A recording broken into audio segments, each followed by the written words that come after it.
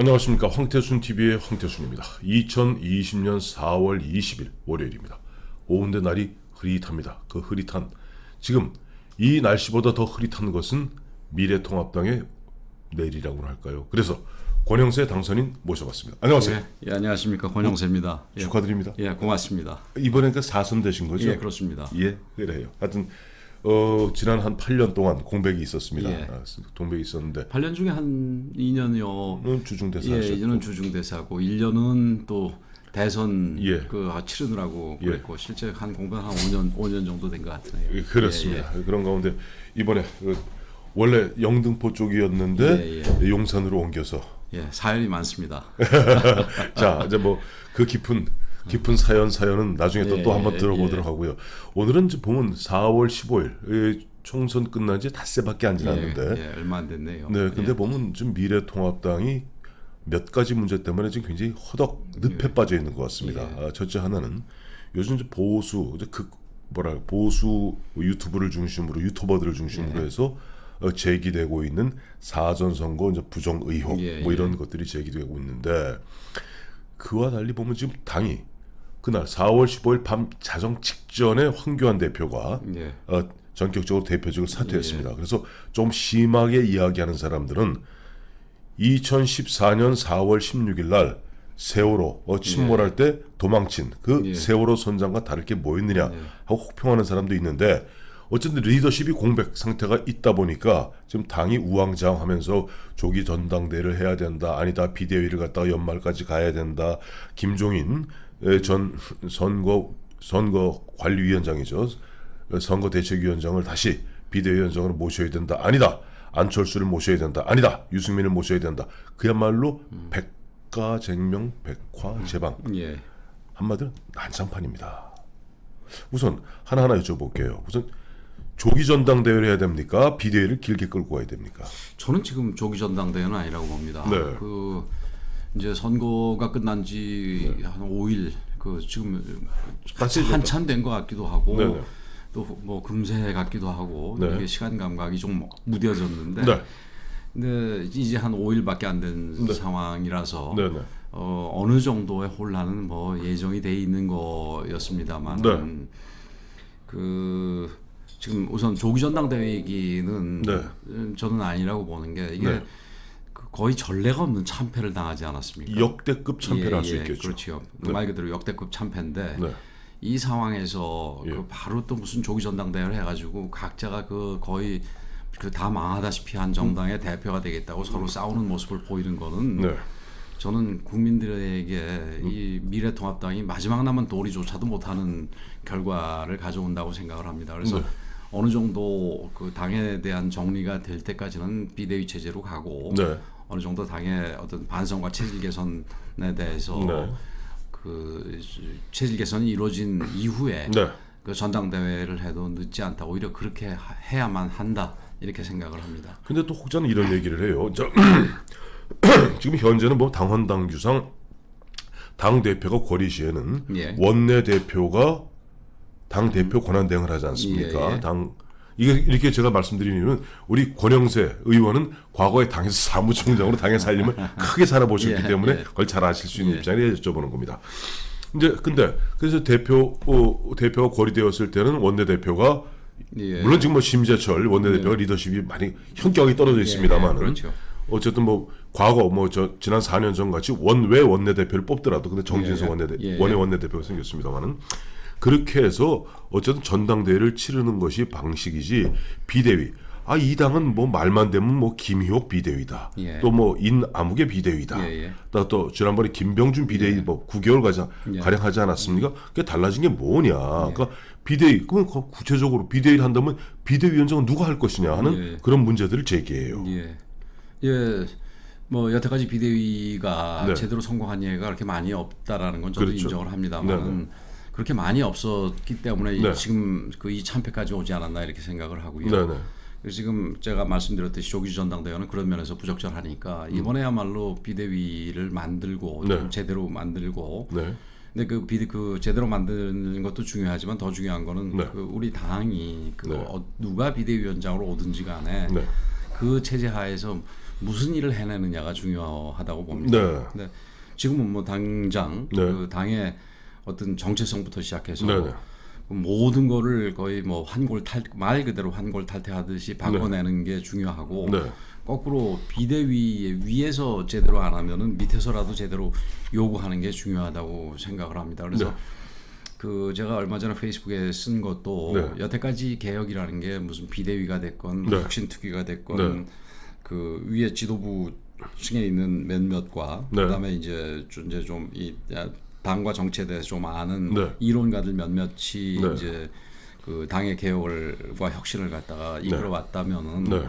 이번에는 한 250몇 명이 네. 출마를 해가지고 불과 80몇 명만 떨어진 거 아니겠습니까? 당선된 84명만 당선된 거 아니겠습니까? 예. 근데 당선된 분들도 물론 여러 가지 경험을 했겠습니다만은 그 이번에 낙선하신 분들, 네. 특히 수도권에서 낙선하신 분들이 아마 보고 느낀 게 많을 겁니다. 네. 그리고 특히 외부에 있다가 처음 정치에 들어와가지고 선거를 치르면서 이번에 어려운 선거에서 네. 낙선하신 분들이 네. 느끼는 바가 많을 텐데 네. 그리고 당에 대해서도 당에 좀 그 이 아쉬움들이 네. 많았을 겁니다. 그래서 네. 그런 부분들을 네. 그 밑에서부터 좀 이 분출을 시켜서 네. 그 당이 어떻게 바뀌었으면 좋겠다라는 거를 밑에서부터 얘기를 수렴을 해서 네. 위에서 받아들이는 형태 네. 이런 식으로 그 개혁과 혁신이 이루어졌으면 좋겠다 하는 생각입니다. 네. 이제 그렇습니다. 이제 또 보면 이 비대위에 대해서 잠깐 냉소적으로 보는 그 사람들의 이야기는 그거예요. 뭐냐니까 과거 역대 비대위도 뭐 외부에서 와서 그렇다 시원하게 과거 저쪽 당입니다만 민주당 김종인 당시 비대위 대표가 정권을 갖고 칼을 휘두를 수 있는 그런 비대위원장은 임명진 비대위가 됐던 김의옥 비대위가 됐던 김병주 비대위가 됐던 없지 않았느냐. 그렇다면 그 비대위라는 것은 결국 보면은 어떤 공공한 이 처지에 빠져 있는 당의 이른바 주류 세력 메인스트림들이 잠깐 자기의 공공한 처지를 면하고 책임을 갖다 면피하기 위해서 세우는 흔한 얘기 얼굴마담 불과한 거 아니냐. 그렇다면 비대위원장을 누가 하느냐. 또 비대위원님 뭐 9분이 될지 7분이 될지 모르겠습니다. 이것도 각 계파에서 뭐 좋은 게 좋다는 식으로 좀 어루만 사람들 내세워서 그야말로 국민들 갖다가 눈 가리고 아웅하는 거 아니냐는 비판적 얘기도 있어요. 물론 뭐 그런 얘기도 있는 거를 저도 듣고 있습니다만 그 정상 체제, 전당대회를 통해서 뽑힌 정상 체제에서도 얼마든지 이상한 일이 있었고 또 얼마든지 잘못된 결과도 나올 수가 있었거든요. 그래서 그런 면에서 그 뭐 개파 간의 어떤 타협에 의해 가지고 비대위를 구성을 하고 그러니까 비대위원장부터 위원까지 구성을 하고 적당히 위에서 그 이 분치를 하자 이런 얘기가 아니라 좀 전에 말씀드렸듯이 이번에는 아예 저 당원부터 이 풀뿌리식으로 상향식으로 올라오자라는 얘기는 지금 현실적으로 좀 어려우니까 최소한 이 이번에 그 출마자들 중심으로 해서 뭐 사실은 중간부터 위지만 뭐 일종의 밑에서부터 개혁이라고 볼 수가 있겠죠. 그래서 엘리트 이론가 내지는 당 지도부에 지금 현재 지도부에 현재라는 게 이제 비대위 구성이 됐을 경우에 그 당시 지도부에 어떤 그 의중에 따른 개혁이 아니라 제대로 된 개혁을 한번 해보자. 그래서 이런 마지막 기회조차 우리가 그냥 흘려보내고 개혁이 제대로 이루어지지 않는다면은 2년 뒤 당장 그 대선은 물론이고 그 이후에 미래통합당이라는 실체 존립 자체가 위태롭게 될 테니까 이번에는 그런 아예 그 모든 걸 걸고 한번 해보자 이런 생각입니다. 그래요. 제가 우리 권 의원님 말씀하셨습니다만 이번에 보니까 대략 한 2,900만 명 정도가 투표를 했습니다. 4,400만 유권자 중에 대략 한 2,900만 표 중에서 미래 그러니까 더불어민주당이 아주 당연히 복잡해갖고 저도 왔다 갔다 해요. 더불어민주당이 갖고 간 표가 대략 1,400만 표 좀 넘습니다. 그 다음에 미래통합당이 갖고 온 표는 1,200만 표입니다. 그러니까 표차로는 큰 표차가 한 220만 표 정도 나요. 그러니까 큰 차이는 아닙니다. 그런데 의석수는 어쨌든 보면 180대 뭐 180대 뭐 103이죠. 103인데 문제는 이겁니다. 앞서도 말씀하셨습니다. 이제 1년 11개월 후인 2022년 3월 9일이면 대통령 선거입니다. 대통령 선거에서 아직 이번에 보면은 1,200만 표들이 이런 와중에서 이렇게 보면 못난 일들을 했던 미래통합당을 향해서 그래 1200만 명이 찍어준 거예요. 애정이 있는 겁니다. 이들의 애정 또 이번에는 안 찍었습니다만 이번에는 어떻게 보면 저쪽으로 넘어갔거나 딴 당으로 넘어갔거나 뭐 기권을 했던 이런 사람들에게 뭔가 용기와 희망을 주면 되는 건데 용기와 희망을 주기 위해서 가장 전제가 되어야 될 것은 저는 먼저 반성이라고 봐요. 맞습니다. 근데 보면 늘 보면 아까도 말씀하셨습니다만은 환골 탈퇴하겠다, 뼈를 깎겠다, 뼈를 하도 깎아서 깎을 뼈가 없다는 거 아닙니까? 근데 정말로 보면 이 반성 기간이 저는 이번에 비대위가 출범한다면 철저하게 그냥 백서라도 한번 제대로 내봤으면 좋겠어요. 그 좋은 말씀입니다. 제가 2017년 대선 이후에 그때는 제가 영등포 의뢰 당협위원장, 원외위원장으로 있을 때죠. 그때 제가 그런 얘기를 한 적이 있었는데 이게 대통령을 탄핵당하고 뭐 거꾸로 우리 당이 하다시피 했죠. 그렇죠. 그리고 구속을 당하게 하고 그다음에 대선에서 참패를 한 정당이 이 대선과 그 이전의 탄핵 과정에 대해서 백서 하나 못 내고 반성 과정 하나도 없어서 되겠냐고 당시 그 사무총장한테 제가 그 지적을 한 적이 있었습니다. 이게 또다시 지금 그러니까 물론 그러고 그 뒤에 2018년 지방선거에서도 참패를 했을 때 역시 아무 뭐 반성이라든지 그 무슨 뭐 백서라든지 이런 것도 없었습니다. 근데 2020년 지금 총선에서 또다시 그러니까 이 역대급의 참패를 당한 다음에 또다시 아무 일 없이 지나가게 된다면 그거는 뭐 이 당으로서의 존립 가치가 없다고 생각을 하고요. 그 아까 1,400대 1,200만 200만 표 얘기를 하셨는데 거기에 그러니까 두 가지를 제가 말씀을 드리고 싶은 부분은 첫째는 제가 자료를 가지고 말씀을 드리는 건 아니지만 역대 선거에서는 그 200만 표보다 훨씬 적은 표였을 것이다 차이가. 그렇죠.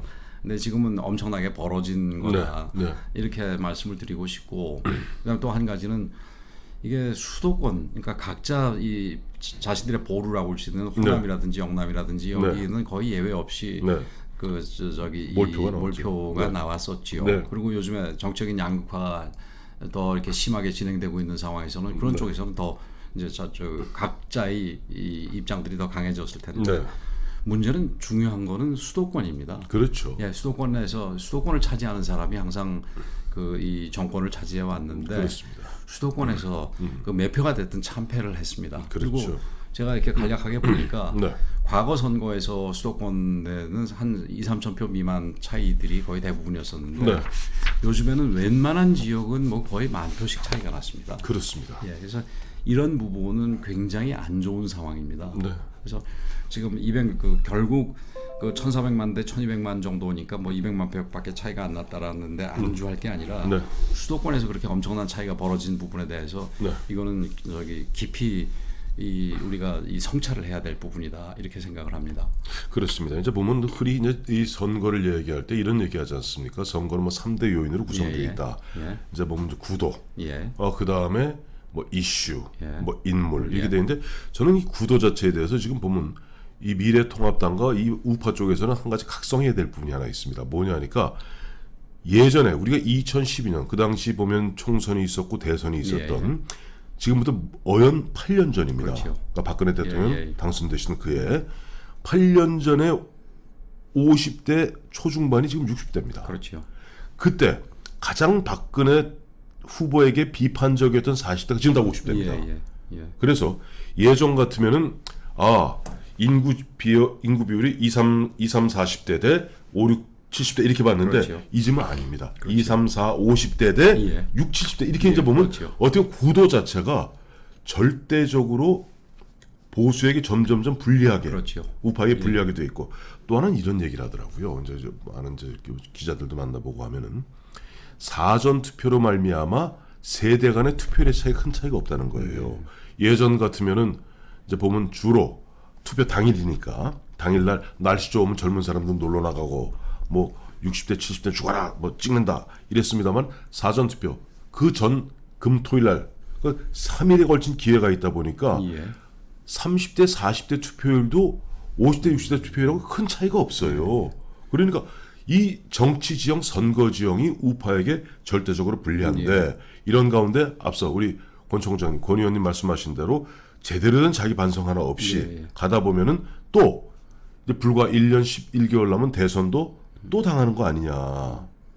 참 안타까운 얘기인데요. 예, 그 아까 이 세대 지형, 이념 지형, 세대 지형이 뭐 사실은 이념 지형하고도 네네. 조금 겹치는 부분이 있는데 그런 부분과 관련해서 우리가 주목해야 될 부분은 이번 선거에서 네. 이현주 의원, 그다음에 부산의 김진태 의원이 둘 다 낙선했죠. 예. 구체적으로 부산에서 이현주 의원이 출마한 지역, 네. 그리고 이현주 의원이 공천이 뭐 원래 원하는 지역에서 바뀌고 뭐 이런 부분을 잠깐 덮어둔다면, 그리고 김진태 의원 마찬가지로 김진태 의원 출마 지역이 그 강원도 내에서 어떤 지역인지를 잠깐 덮어두고라도 강원도와 부산은 일반적으로 그 보수한테 그렇죠. 괜찮은 거 아닙니까? 그렇죠. 그리고 두 의원이 다 전국적인 그 지명도를 갖고 있는, 그리고 전국적인 팬덤을 갖고 있는 그렇습니다. 의원들 아닙니까? 그렇죠. 근데 둘 다 낙선을 했습니다. 네. 근데 그 얘기는 그 둘이 조금 이렇게 우파 중에서도 좀 강성 우파 그렇죠. 아니겠습니까? 맞습니다. 그러니까 그런 분들이 그러니까 아주 나쁘지는 않은 그런 지역에서 출마를 했는데 거기서 낙선을 했다라는 얘기는 우리가 우리 이념적인 좌표에서 우리가 좌표 설정을 어떻게 해야 될지 이런 부분에 대해서 많은 점을 시사해 준다고 저는 생각을 합니다. 그래서 맞습니다. 우리 당이 지금 반성 과정에서 여러 가지를 반성을 해야 되겠습니다만 이념적인 부분에 있어서도 그게 그 30대 40대들과 그 이 호흡을 같이 할 수 있는 정도의 이념, 우리가 뭐 이념을 위한 이념이나 동떨어진 이념적인 좌표 설정을 해서는 안 된다라는 생각을 합니다. 그렇습니다. 이제 앞서 말씀하신 대로 3, 40대한테도 친근히 다가갈 수 있는 정당이 되고 3, 40대 젊은이들도 고개를 돌려서 한 번쯤 생각하게 하는 뭐 정당이 되어야 된다는 말씀이신데, 결국 그렇다면 당의 이제 얼굴 간판, 이제 간판 얘기를 안 할 수가 없어요. 아무래도 그렇지 않습니까? 우리가 과거 민정당 하면 전두환, 뭐 민자당 하면 뭐 그다음 김영삼, 노태우, 그다음에 보면 옛날 한나라당 하면 이회창이 떠오르듯이 또 새누리당은 박근혜가 떠오르듯이 이제 보면 앞으로 이 당의 간판, 결국 이제 아까 말씀하신 대로 비대위 일정 기간의 비대위를 거쳐서 또 처절한 자기 반성과 그런 통해서 새로운 비전을 갖다가 국민들께 호소할 수 있는 비전을 갖다 내보인다면은 결국 이제 대표의 문제로 가는데 첫째 이 당은 지금 당권 대권이 분리돼 있죠. 그렇습니다. 네, 그래서 대통령 선거 즉 경선에 나가려는 사람은 대통령 선거일 1년 6개월 전에는 모든 당직을 그만 내려놔야 됩니다. 그렇습니다. 그래서 여쭤볼게요. 근데 그거가 그게 이제 지난 2012년 같은 경우는 박근혜 전 대통령을 비대위원장으로 그 추대를 하면서 그거를 잠시 풀었지요. 풀었습니다. 그래서 그거를 지금과 같이 우리 대권 주자부터 시작해서 인물난을 겪고 있는 상황에서 반드시 유지할 필요는 없다고 생각을 합니다. 그런데 또 그렇다고 미리부터 지금 풀어놓을 일은 아니고. 그 지금 일부 그 외부의 인사, 뭐 구체적으로 해서 홍준표 당선자가 뭐 그런 얘기를 하고 있는데, 근데 뭐 그분을 위해서 할 일은 아니고 그분은 사실은 뭐 당을 어렵게 만든 장본인 중에 하나고, 그러나 우리가 그 비대위 과정에서 그리고 앞으로 대선 과정에서 인물을 새롭게 키워 나갈 필요는 있겠다. 그래서 그러고 거기서 키워주는 인물이 뭐 우연찮게 무슨 대표나 무슨 당직을 갖고 있어가지고 그 출마에 제약을 받게 된다. 그거는 뭐 풀어야 되지 않겠습니까? 네, 그렇죠. 이제 홍준표 지사 홍준표 전 대표를 이제 말씀하셨는데, 최근에도 보니까 홍준표 당선인이 당선되는 날부터 계속 좀 이제 포문을 열어둬요. 그 포문을 열어대면서 뭐 이분이 보니까 지금 현재 무소속이란 말이에요. 무소속인데 보면은 나 대표, 자 비대위원장으로는 김종인 박사 나쁘지 않다.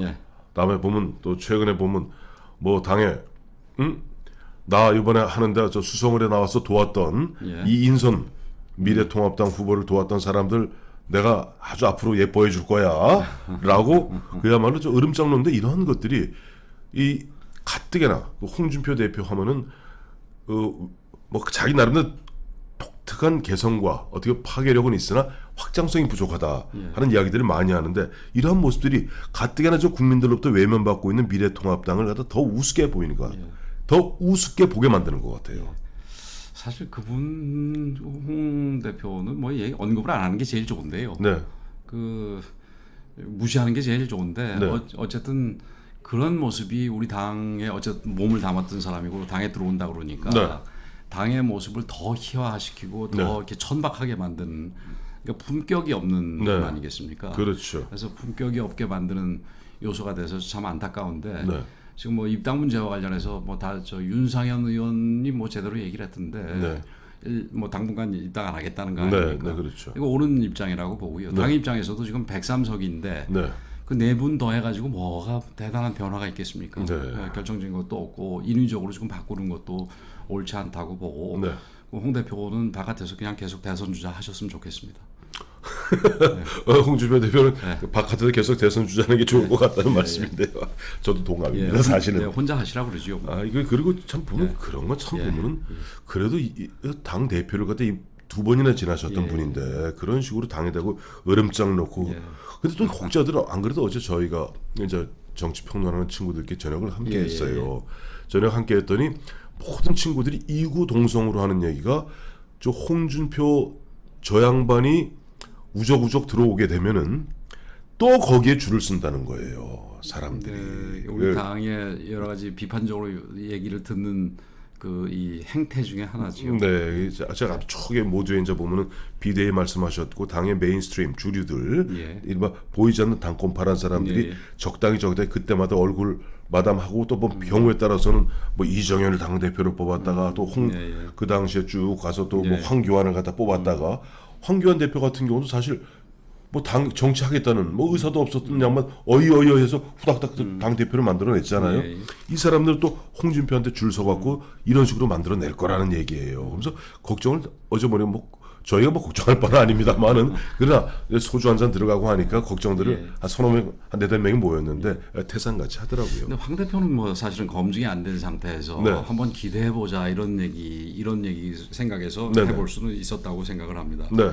근데 홍준표 전 지사 같은 경우는 이미 여러 가지로 검증이 된 사람 아닙니까? 그렇죠. 뭐 더 이상 얘기할 필요가 없다고 봅니다. 네.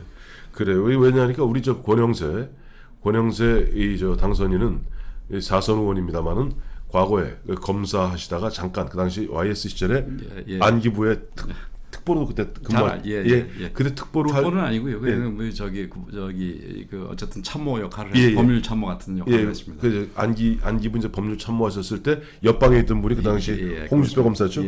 잘 알지요. 잘 압니다.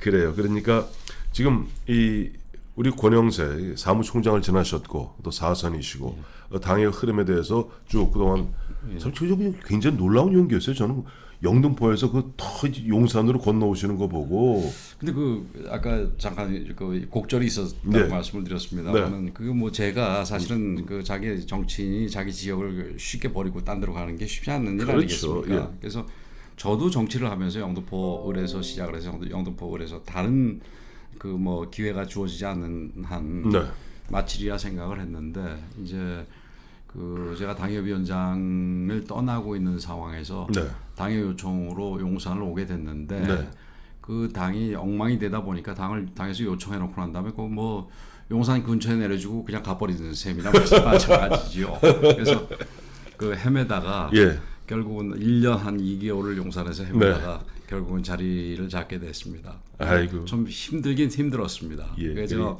원외위원장도 사실은 힘든데 이게 원외위원장도 아니고 그냥 아무것도 아닌 상황에서 그냥 바닥을 누비고 그러니까 그야말로 바닥 정치를 한다는 게 쉽진 않았는데 어쨌든 그 노력에 대해서 보답을 받은 것 같아서 기쁘게 생각을 합니다. 지금 뭐 기뻐할 때가 아닙니다만 어쨌든 그 부분은 기쁘게 생각을 합니다. 그래요. 지금 보면 미래통합당의 이제 최다선 의원이 이제 5선 되시는 분이 4분 계시고 그다음에 이제 4선 의원 되시는 분들이 쭉 계시는데 저는 그래요. 이 당이라는 것은 뭐 정당이라는 것은 아무래도 보면 우리 다선이라고 무조건 뭐 예전 가지고 후배를 갖다가 뭐 하라는 것이 아니라 다선이 경험과 뭐가 있기 때문에 저희 국회 보좌관 할 때 이런 얘기 있었습니다. 초선 의원이 들어오면요 국회 화장실 정확히 파악하는데 6개월 걸린다는 말이 있습니다. 국회가 그런 데예요. 그런데 그래서 보면 이번에도 지금 아까 쭉 우리가 좀 논의했던 조기 전당대회 문제, 비대위 문제, 우리가 어떻게 반성할 것인가의 문제. 과연 그렇다면 리더십이라고 또 밑에 흔한 얘기로 저 레밍 같이 뭐 흔히 들쥐라 그러죠. 또 조금 뭐 있는 사람 앞에서 줄쭉 서는 이런 것을 꺾기 위해서는 다선 의원분들이 최소한 보면 4선, 5선이 흔히 이제 중진이라고 얘기하지 않습니까? 이번에 좀 뭔가 뭐 일주일에 한 번씩이라도 티미팅이라도 티타임이라도 가지면서 좀 의견을 만들어가면서 후배들을 좀 끌어가는 그런 모습이 가능할까요? 그렇게 할 필요가 있고 그렇게 할 생각입니다. 예. 특히 지금 이런 위기 상황에서는 네. 우리 내부적인 소통을 통해 가지고 네네. 우리 진로를 좀 모색할 게 그렇죠. 필요합니다. 지금 우리 당도 지금 안개 속에 있고 예. 아까 이 바깥에 이 구름 덮인 날씨하고 네. 비교를 하셨는데 네. 당도 안개 속에 있고 그다음에 지금 원내 부분도 네. 여태까지 전례가 없는 이 구성 상황이기 때문에 네네. 여당이 지금 원하면은 뭐든지 다 할 수 있고 그렇죠. 어쩌면은 야당의 원내대표를 뽑는 것 자체도 의미가 없을 수가 있습니다. 국회 선진화법 있는 상황에서 네. 180이 넘잖아요. 180석이 넘으니까 네. 물리적으로 막을 수도 없는 거고. 네네. 그다음 물리적으로 안 막은 상황에서는 무슨 필리버스터도 다 소용없는 네. 상황이고. 예. 이런 상황이기 때문에 네. 그러면은 지금 우리가 원내 대책은 또 어떻게 가져갈 거냐 네. 이런 부분들도 네. 새롭게 시작을 해야 됩니다. 네. 그러니까 작년에 얘기를 들어보니까 장외 집회를 50몇 번을 했다 그러는데 네. 사실은 보수와 이 장외에서 투쟁하고 장외 집회하는 건 어울리지 않는 거 아니겠습니까? 잘 안 맞죠. 예. 근데 그러면은 어울리지 않지만 계속해서 장외 집회를 우리 보수층, 우리 네. 지지해준 층을 위무와 달래기 위해서 그런 걸 하는 게 과연 옳은 일이냐? 네. 아니면은 그럼 다른 방법은 대안은 뭐가 있느냐? 네. 이런 부분에 대해서도 이게 완전히 기존의 경륜 가지고도 해결이 안 되고 새롭게 생각을 해야 되기 때문에. 네. 근데 기존에 경험이 있는 사람들이 약간의 경험과 네. 그런 거를 가지고 우리 새롭게 들어오는 분들하고 네. 같이 해서 그럼 새로운 제3의 기회를 모색을 하는데 네.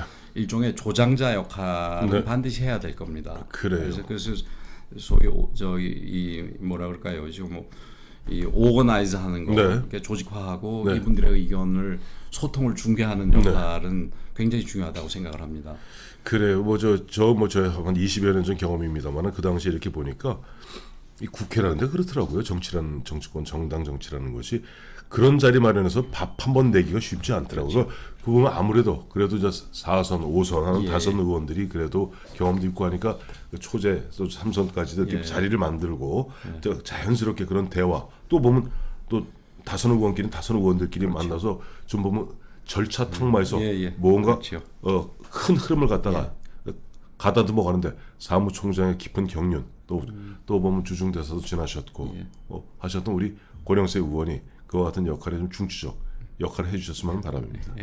그렇게 하겠습니다. 20대 때 국회 얘기, 19대 때도 마찬가지였습니다만은 그 의원들이 공통적으로 와서 하는 얘기가 자기가 여당 의원인지 19대 때 경우에. 네네.